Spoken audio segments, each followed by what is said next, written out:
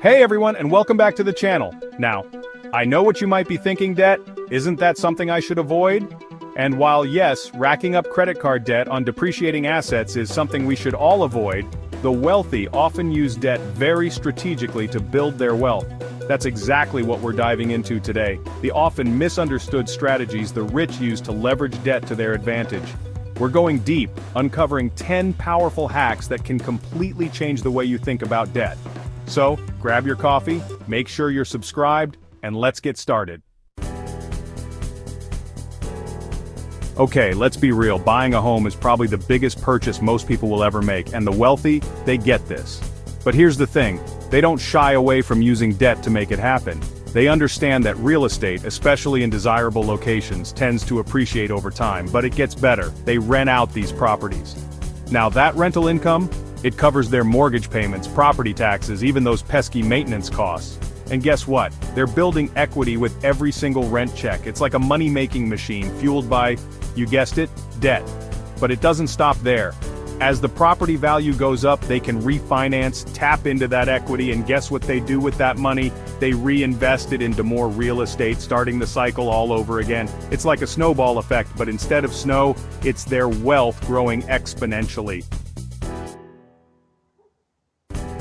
Now let's talk about business. Successful entrepreneurs, they're not afraid of a little debt, especially when it comes to expanding their empires. Think about it. You have a great business idea, but you need capital to make it a reality. That's where business loans come in. They provide the funds to hire more employees, invest in new equipment, or even launch a killer marketing campaign. And here's the kicker. These investments, they're designed to generate even more revenue and propel the business forward. It's all about calculated risks and using debt strategically to fuel that growth. They understand that sometimes you have to spend money to make money, and a well-structured business loan can be the key to unlocking massive potential.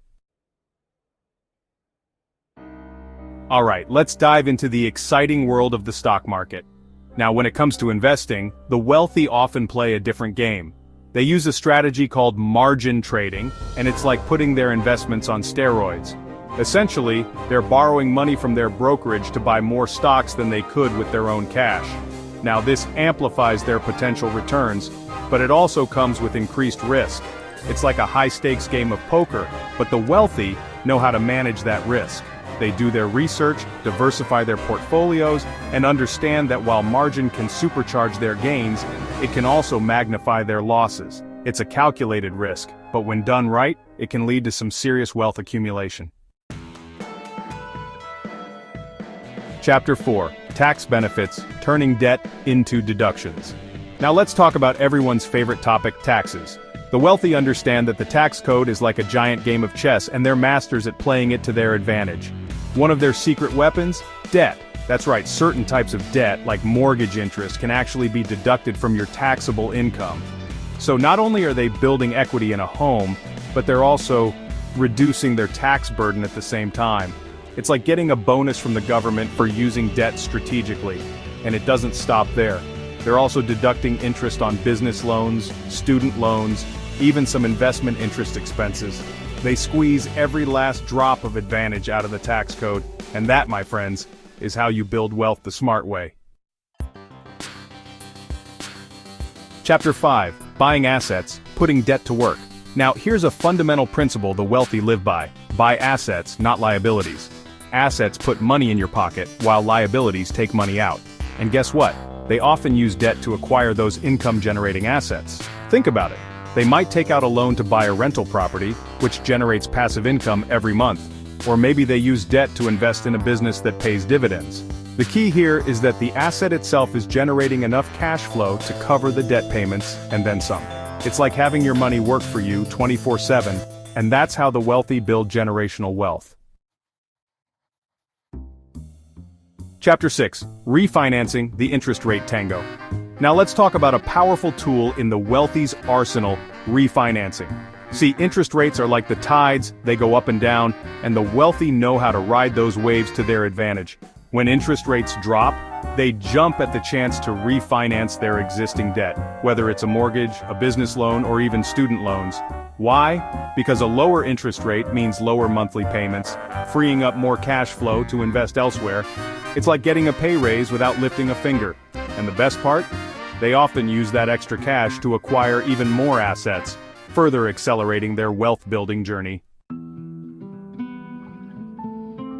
Now here's a secret the wealthy don't want you to know. They love using other people's money. It's called OPM, and it's like having a superpower in the world of finance. Think about it. Instead of dipping into their own funds, they find creative ways to leverage the resources of others. It could be partnering with investors who bring capital to the table, securing grants or funding for their business ventures, or even utilizing crowdfunding platforms to turn their dreams into reality. By mastering the art of OPM, the wealthy reduce their own risk and maximize their return potential.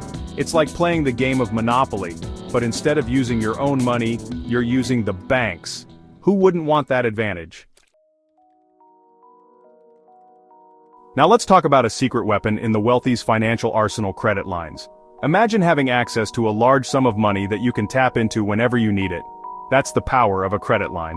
The wealthy use credit lines strategically to seize investment opportunities as they arise.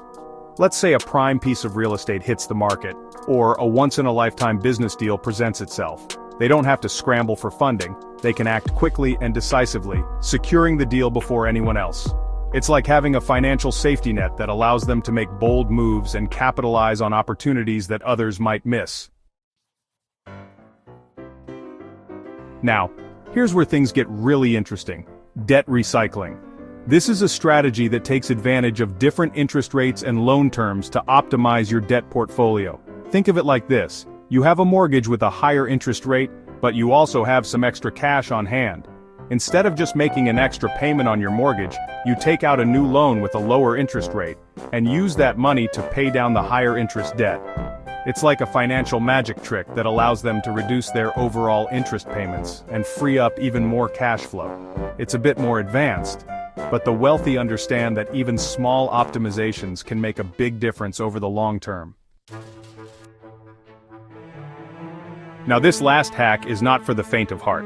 Strategic default is a controversial strategy that involves intentionally defaulting on a debt obligation. But here's the catch: it's a calculated move, often used as a last resort to protect other assets.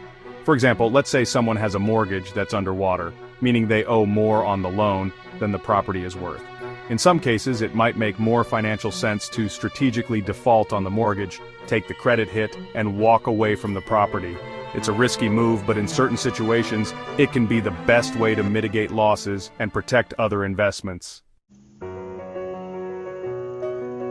So there you have it. 10 powerful debt hacks the wealthy use to build their empires.